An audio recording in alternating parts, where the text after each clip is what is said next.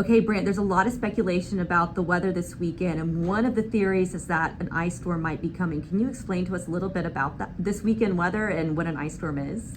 So an ice storm will make the hair stand on the back of your neck if you've been through one before. It's different than a snowstorm.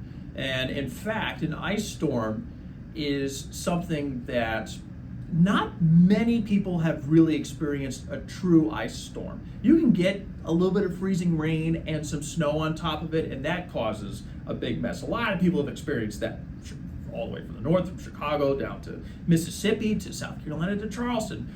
Last ice storm that we've gotten was here in 2018. An ice storm is liquid water droplets hitting the ground, freezing instantly. Roads, bridges, trees, anything left outdoors.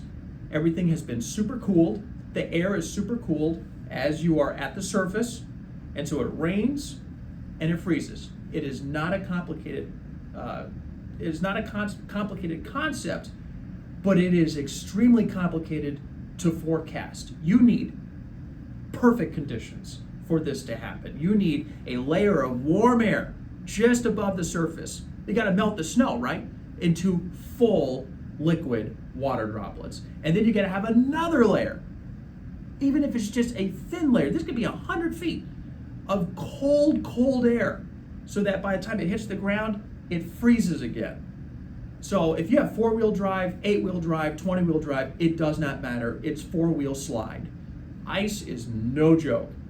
Having that said, we are still watching this for this weekend. This is so much more complicated, more than 3 days out than a lot of folks, even some meteorologists, realize. It is a very finely tuned instrument with these models that come out with these solutions. It is possible that we may not know how thick that cold air layer is, how cold it actually is going to be, until very shortly before the event itself. Freezing rain is extremely difficult to forecast. And it's one of those that is very high impact. So that's what makes the issue very, very charged. We have a lot of time that we still need to watch this. And that is frustrating for folks that are having to make preparations. Well, what am I gonna do with my kids with school? Is this gonna go towards next week? Am I gonna lose power?